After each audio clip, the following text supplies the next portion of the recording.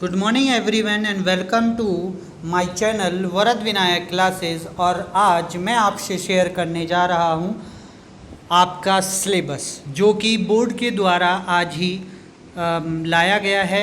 और ये आपके सामने बोर्ड के द्वारा दी गई पीडीएफ है, जिसके अंदर क्लास 9th और 10th का मैथ का सिलेबस है। और जैसा कि आपको पता है कि इस बार आपके दो एग्ज़ाम होंगे, एक तो टर्म 1 और एक टर्म 2, जो 9th और 10th में दोनों में सेम होंगे। तो जो टर्म 1 होंगे 9th और 10th में और 11 12th में, वो आपके एमसीक्यू होंगे, ये आपको पता चल चुका होगा।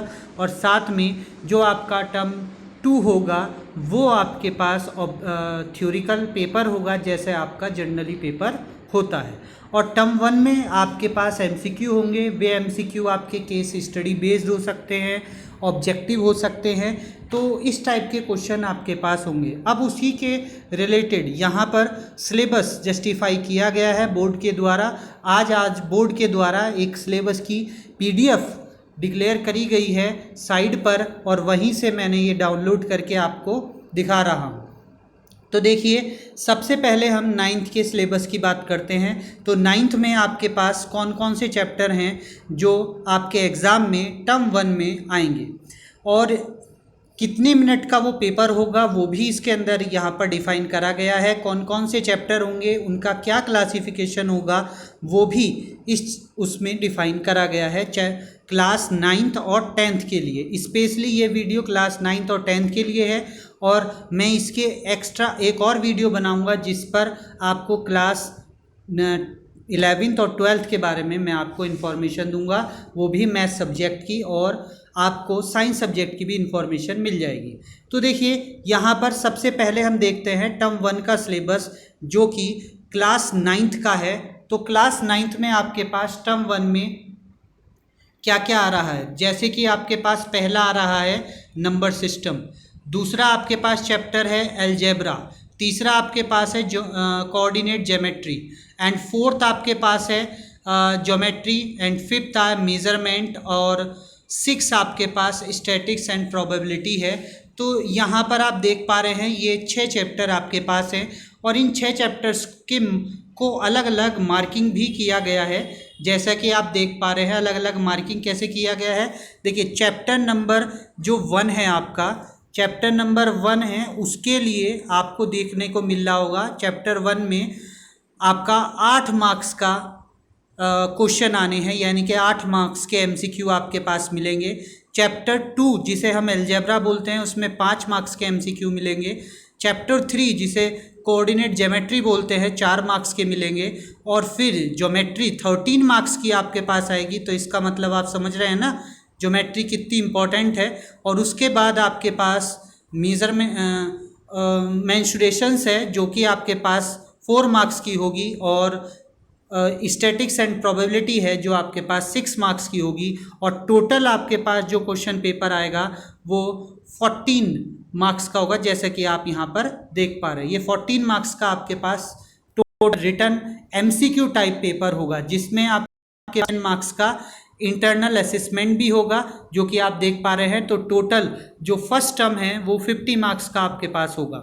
और इसकी जो टाइमिंग होगी वो आपके पास, जैसा यहाँ पर आप देख पा रहे हैं, टाइमिंग जो होगी वो 90 मिनट की होगी, और सारे फर्स्ट पेपर एमसीक्यू बेस्ड होगा। तो इसीलिए आप तैयारी बहुत अच्छी करिए। इसमें आप देख पा रहे हैं ज्योमेट्री 13 मार्क्स की है, और नंबर सिस्टम 8 मार्क्स का है। तो अगर इन 2 चैप्टर्स को आप प्रॉपर कर पाएंगे तो आपका अच्छे मार्क्स आप कंटेन कर सकते हैं आउट ऑफ 40, और 10 मार्क्स तो इंटरनल असेसमेंट है ही। अब इसे थोड़ा सा क्लासीफाई करके मैं बता रहा हूँ कि क्या क्या चीज़ें आपके पास है नंबर सिस्टम में। नंबर सिस्टम के पास जैसे कि आप फर्स्ट यूनिट में नंबर सिस्टम देख पा रहे हैं, तो चैप्टर नंबर 1 आपके पास नंबर सिस्टम के अंदर आएगा, जिसके अंदर होल चैप्टर है, आप यहाँ पर पढ़ लीजिए। फिर उसके बाद अलजेब्रा है, अलजेब्रा आपकी सेकेंड यूनिट है, जिसके अंदर हमारे पास चैप्टर होगा 2, और बस ओनली 2, और उसका भी ये यहाँ पर पूरे टॉपिक यहाँ पे डिफाइन कर दिए गए हैं। तो ये सारे टॉपिक ही हैं जो जनरली पूरा चैप्टर ही है, चैप्टर 2 भी। और इसके बाद में आपके पास चैप्टर 3 आएगा कोऑर्डिनेट ज्योमेट्री, जिसके अंदर आपके पास कार्टेशियन प्लेन और coordinate of point, name and term associated with the coordinate plane, notation and plotting point in the plane, ये सारी चीज़ें हैं, ये आपके पास कोऑर्डिनेट ज्योमेट्री में आएगी। एंड देन आफ्टर आपके पास नेक्स्ट जो होगा वो आपके पास होगा लाइन एंड एंगल, जिसे ज्योमेट्री बोल रहे हैं, जो सबसे ज़्यादा मार्क्स की आ रही है, 13 मार्क्स की।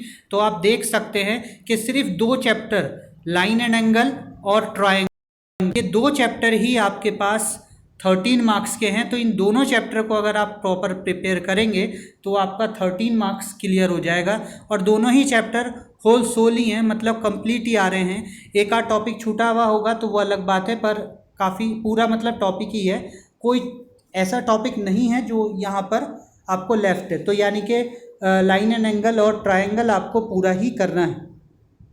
इसके बाद आपके पास मेंसुरेशन में हीरोन्स फार्मूला है, जो आपका 6 चैप्टर के नाम पर आ रहा है, और 7 चैप्टर के, जैसे 7 चैप्टर के हिसाब से स्टैटिक्स है तो वो आ रहा है। हीरोन्स फार्मूला आपका 7 चैप्टर नहीं है, ये चीज़ याद रखिएगा। हीरोन्स फार्मूला आपका 12 या 11 चैप्टर है, और स्टैटिक्स सबसे सेकंड लास्ट चैप्टर है। तो ये सारे चैप्टर आप तैयार करिए अपने फर्स्ट यूनिट टेस्ट के लिए, ठीक है, फर्स्ट टर्म के टेस्ट के लिए। और इंटरनल असेसमेंट भी आपके पास यहाँ पे क्लासिफाइड कर दिया गया है। इंटरनल असेसमेंट में पीरियोडिक टेस्ट है जो कि आपका 3 मार्क्स का होगा। मल्टीपल असेसमेंट है, ये आपके पास 2 मार्क्स के होंगे। पोर्टफोलियो है, ये भी आपके पास 2 मार्क्स का होगा। और स्टूडेंट की जो प्रैक्टिकल एक्टिविटीज़ है वो भी आपकी 3 मार्क्स की होगी। ये आपको ऐसे समझ सकते हैं कि पोर्टफोलियो जो होता है वो बायोग्राफी, या आपसे टीचर कोई ऐसा स्पेशल थिंग्स पे बायोग्राफी लिखवाएगा, जो आपके पास एक फाइल में बायोग्राफी के पेज लिखवाएगा, तो वो इसके अंदर आता है। मल्टीपल असेसमेंट मतलब आपके जैसे पेपर वगैरह हैं उन सब से चीज़ों से है। पीरियोडिक टेस्ट जो आपने दिए हैं, जैसे आपके यूनिट टेस्ट होते रहते हैं तो वो हैं, तो 1 यूनिट टेस्ट या 2 यूनिट टेस्ट को कंसीडर करके ये मार्क्स दे दी जाएंगे। मल्टीपल असेसमेंट जैसे आपकी नोटबुक वगैरह है तो उनसे ये मार्क्स मिलेंगे आपको। पोर्टफोलियो है, जैसे आपके पास कोई ऑथर की बायोग्राफी लिखने को कह दी तो एक फ़ाइल बना ली जाएगी, तो वो है आपके पास। और फिर प्रैक्टिकल एक्टिविटी, एक आध क्वेश्चन जो प्रैक्टिकल में टीचर आपसे करवाएगा और पूछेगा वो है, तो उसके बेस पर आपको 10 मार्क्स मिलेंगे। तब आपके पास टोटल 50 मार्क्स होंगे फर्स्ट टर्म्स के लिए। नाउ द सेकंड टर्म्स के लिए अगर आते हैं तो सेकंड टर्म में आप देख पा रहे हैं कि अलजेब्रा कंटिन्यू है, यानी कि अलजेब्रा ऊपर से है। जो चैप्टर एक अलजेब्रा का ऊपर चला गया है, जैसे कि वो वहाँ पर अलजेब्रा में कौन सा चैप्टर है यहाँ पर डिफाइन किया गया था, बताइए, line and linear equation in 2 variable, और यहाँ पॉलिनोमियल। तो पॉलिनोमियल आपका सेकंड टर्म में आएगा, ये चीज़ याद रखिएगा, मार्क कर लीजिएगा बुक पर। और उसके बाद सेकंड टर्म में आ रहा है ज्योमेट्री। ज्योमेट्री में आपके पास ऊपर कोऑर्डिनेट ज्योमेट्री थी, तो यहाँ पर आपके पास क्वाड्रिलेटरल आ रहा है, उसके अंदर line and angle and triangle आ गया है। और अब आपके पास जो सेकंड टर्म में आएगा, जिसके अंदर पूरा पेपर जैसे आता है जनरल वैसे ही आएगा, जैसे हमारे पास स्टैंडर्ड पेपर है तो वैसे ही आएगा, यानी कि जिसके अंदर क्वेश्चन आंसर भी होंगे आपके पास, long question, short question, multiple MCQ 5, और जो भी मतलब 1 वर्ड के क्वेश्चन, 1 मार्क्स के, केस स्टडी बेस, तो ये सारे आपके पास सेकंड टर्म में आएंगे। इसमें MCQ बेस क्वेश्चन नहीं होंगे, मतलब कम होंगे, पूरा पेपर MCQ बेस नहीं होगा, मतलब इसके अंदर लॉन्ग क्वेश्चन, शॉर्ट क्वेश्चन सभी होगा, ठीक है। तो इसमें अलजेब्रा में पॉलिनोमियल आ रहा है, ज्योमेट्री में क्वाड्रिलेटरल आ रहा है, सर्किल आ रहा है, और उसके बाद में कंस्ट्रक्शन भी इसके अंदर आ रहा है। मेंसुरेशन में हीरोन्स फार्मूला उसमें आ ही गया, फिर उसके बाद सरफेस एरिया एंड वॉल्यूम आएगा। और स्टैटिक्स के अंदर, स्टैटिक्स प्रोबेबिलिटी के अंदर स्टैटिक्स फर्स्ट टर्म में हो गया और सेकंड टर्म में आपके पास प्रोबेबिलिटी हो जाएगी। तो इस हिसाब से आप इसे करेंगे प्रिपेयर। अलजेब्रा आपके पास पूरी 12 मार्क्स की आएगी, ज्योमेट्री 15 मार्क्स की होगी, मेंसुरेशन 9 मार्क्स की, और स्टैटिक्स एंड प्रोबेबिलिटी 4 मार्क्स की। टोटल 40 मार्क्स का ये भी होगा, और इंटरनल असेसमेंट भी होगा। तो इंटरनल आपका टर्म 1 में लिया जाएगा। तो 9th क्लास के लिए ये था। 9th क्लास के लिए पूरा का पूरा सिलेबस मैंने आपको डिफाइन कर दिया है। अब देखिए क्लास 10th के लिए। क्लास 10th में भी सेम ही टर्म्स हैं, सेम ही तरीके से आपका सिलेबस क्लासीफाई करा गया है। आपका जो क्वेश्चन पेपर है वो इसी टाइप से होगा जैसे एमसीक्यू बेस होता है, एमसीक्यू बेस ही होगा पूरा। फर्स्ट टर्म में जो पेपर होगा वो एमसीक्यू बेस ही होगा, और सेकंड टर्म में आपके पास जो पेपर है वो वैसे एज यूजुअल होगा जैसे होता है, जिसके अंदर लॉन्ग क्वेश्चन, शॉर्ट क्वेश्चन सभी होते हैं, तो एज यूजुअल होगा। तो फर्स्ट टर्म में आपके पास देख पा रहे हैं कि कौन कौन सी चीज़ें आ रही हैं, जैसे कि नंबर सिस्टम आ रहा है, अलजेब्रा आ रही है, कोऑर्डिनेट ज्योमेट्री, ट्रिग्नोमेट्री और मेंसुरेशन और स्टैटिक्स एंड प्रोबेबिलिटी। और सबसे ज़्यादा मार्क्स कंटेनिंग जो आपके पास है वो अलजेब्रा ही है, आप देख पा रहे हैं अलजेब्रा ही है, ठीक है। तो इसके बाद अगर हम क्लासीफाई करें तो देखिए इसमें भी वही सेम प्रोसेस है कि 40 मार्क्स का आपका एमसीक्यू बेस्ड पेपर होगा और 10 मार्क्स का इंटरनल असेसमेंट होगा।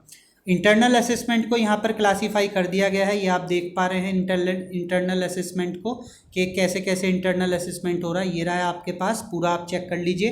पीरियोडिक टेस्ट होगा, जो आपके पास यूनिट टेस्ट होते हैं उनसे नंबर कंटेन करे जाएंगे, मल्टीपल असेसमेंट होंगे, पोर्टफोलियो होगा, पोर्टफोलियो सेम यूजुअली जैसे आपने 9th क्लास में बनाया है, 9th क्लास में मैंने बताया है वैसे ही होगा। और स्टूडेंट की एक्टिविटी यानी कि जो भी उसका प्रैक्टिकल टीचर लेगा उसके हिसाब से ये मार्क्स दिए जाएंगे। तो 10 मार्क्स आपके ये हैं। फिर उसके बाद आपको इस चैप्टर को, जो ये आपके पास ऊपर क्लासिफिकेशन है उसको, जो यहाँ पर आपको ये टेबलिंग दी गई है, जैसे नंबर सिस्टम में कौन कौन से चैप्टर आएंगे, अलजेब्रा में कौन कौन से आएंगे, कोऑर्डिनेट ज्योमेट्री में, तो ये नीचे जा कर के डिफाइन कर दिया है। तो जैसे नंबर सिस्टम में आपके पास फर्स्ट चैप्टर ही है रियल नंबर, तो वो आ रहा है। अलजेब्रा में आपके पास पॉलिनोमियल आ रहा है और pair of linear equation in 2 variable आ रहा है। फिर उसके बाद आपके पास कोऑर्डिनेट ज्योमेट्री में कोऑर्डिनेट ज्योमेट्री आ रही है, इसके अंदर आपके पास केवल कोऑर्डिनेट ज्योमेट्री ही है। उसके बाद ज्योमेट्री में ट्रायंगल आ रहा है, ट्रायंगल में आपके पास ये कुछ थ्योरम है और मोटिवेशनल स्पीच है, तो ये चीज़ें आपको देख लेना। तो उसके बाद में ट्रायंगल है, टिग्नोमेट्री है, टिग्नोमेट्री में इंट्रोडक्शन ऑफ टिग्नोमेट्री आ रहा है इसमें, और हाइट एंड डिस्टेंस नहीं है, हाइट एंड डिस्टेंस आपका सेकंड टर्म में है। उसके बाद आपके पास जो है मेज़रमेंट है, मेंसुरेशन है, मेंसुरेशन में आपके पास जो है वो area related to the circle आ रहा है, और प्रोबेबिलिटी में आपके पास प्रोबेबिलिटी पूरी आ रही है, तो आप देख पा रहे हैं। ट्रायंगल में आपको एक स्पेशल थिंकिंग की सारी छूट दी गई है, आई थिंक भी, कि आपको सिर्फ proof and application of identity of sine square A plus cos square A is equal to 1 की ही आपको करनी है। उसके अलावा आप इसमें ट्रिग्नोमेट्री में कुछ नहीं करेंगे, बट फिर भी तैयारी आप पूरी करिए, क्योंकि एमसीक्यू बेस पेपर आएगा, एमसीक्यू बेस में किस टाइप के क्या रिलेशन है वो आपको चेक करने होंगे, ठीक है। अब इसके बाद मैं आपको सेकंड टर्म में बताने जा रहा हूँ। सेकंड टर्म में आपके पास वही कंटिन्यूटी है, अलजेब्रा की, ज्योमेट्री की और ट्रिग्नोमेट्री की और मेंसुरेशन की भी और स्टैटिक्स एंड प्रोबेबिलिटी की ही, और ये भी आपके पास मार्क्स यहाँ पर बता दिए गए हैं कि कौन कौन से चैप्टर से कितने मार्क्स के आएंगे। अब उन चैप्टर्स को यहाँ पे क्लासीफाई करा गया है, जैसे अलजेब्रा में आपके पास क्वाड्रेटिक इक्वेशन आएगी, पॉलिनोमियल पहले आ गया, क्वाड्रेटिक इक्वेशन इसके अंदर आएगी। फिर अर्थमेटिकल यानी कि एपी आएगी, अर्थमेटिकल प्रोपोगेशन है, ज्योमेट्रिक में सर्किल आएगा, कंस्ट्रक्शन आएगा, और उसके बाद ट्रिग्नोमेट्री में आपके पास सम एप्लीकेशन ऑफ ट्रिग्नोमेट्री ये आएगी, जिसमें हाइट एंड डिस्टेंस है, आपके पास दी ही रहा है आपको हाइट एंड डिस्टेंस। और देन आफ्टर मेंसुरेशन है, जिसमें आपके पास सरफेस एरिया एंड वॉल्यूम है, और स्टैटिक्स में आपके पास ये है ही स्टैटिक्स चैप्टर, क्योंकि प्रोबेबिलिटी पहले आ चुकी है फर्स्ट टर्म में।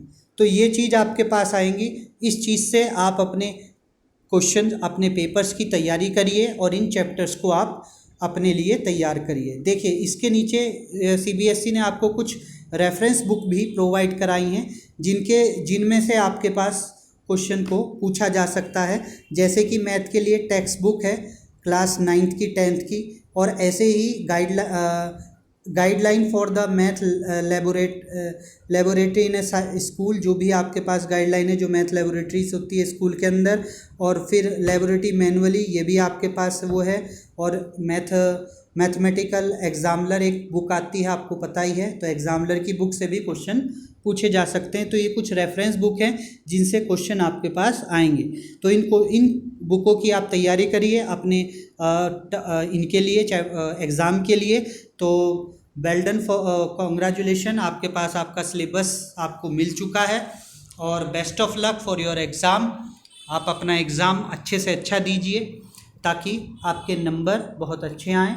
ओके, तो अगर इससे रिलेटेड कोई भी आपको हेल्प चाहिए है तो मुझे यूट्यूब पर मेरे इस चैनल पर आपको कमेंट बॉक्स में मुझे कमेंट कर दीजिए, आपका रिप्लाई आपको मिल जाएगा। साथ में अब आपको मैं नेक्स्ट वीडियो जो दूंगा उस नेक्स्ट वीडियो में आपको मिलेगा जो कौन कौन से चैप्टर्स में से कौन कौन से टॉपिक्स आपके आ रहे हैं उसके बारे में इंफॉर्मेशन, कौन से रिड्यूस हुए हैं उनके बारे में इंफॉर्मेशन आपको मिलेगी। ओके, तो चैनल को सब्सक्राइब जरूर करिएगा क्योंकि इस चैनल पर आपके लिए इस टाइप की वीडियो मिलती रहेंगी और साथ में आपको सारे चैप्टर्स के सॉल्यूशन विद एमसीक्यू और जो केस स्टडी बेस्ड क्वेश्चन है जो आपके फर्स्ट टर्म में आएंगे, class 9th 10th 11th 12th सबके लिए प्रोवाइड कराए जाएंगे। तो चैनल को सब्सक्राइब जरूर कर लीजिएगा। ये चैनल पर आपको 17 अगस्त के बाद आपको सभी डेटा मिलना स्टार्ट हो जाएगा, जैसे कि एमसीक्यू है, आपके पास कुछ मैं टेस्ट सीट तो आपको दूंगा जो प्रैक्टिस सीट होंगी जिसके थ्रू आप अपनी प्रैक्टिस कर सकते हैं, और साथ में आपको मैं केस स्टडी के क्वेश्चन भी कराऊंगा ताकि आपकी प्रैक्टिस अच्छी से अच्छी हो सके और आप अच्छे मार्क्स लेकर आ सके। तो मेरे चैनल को सब्सक्राइब जरूर कर लीजिएगा। Thank you for watching this video also. मैं आपको पूरे चैप्टर को कराऊंगा एक एक करके और इम्पॉर्टेंट जो टॉपिक हैं जो एमसीक्यू में पूछे जा सकते हैं वो भी बताऊंगा। तो thank you for watching this video. अगर मेरी वीडियो आपको पसंद आई है तो लाइक करिए और इसे वीडियो को ज़्यादा से ज़्यादा अपने ग्रुप में शेयर करने की कोशिश करिए। बच्चों को बताइए कि सिलेबस आ चुका है और ये उसका सिलेबस है, बच्चे उसी हिसाब से तैयार करें। ओके, तो thank you for watching this video.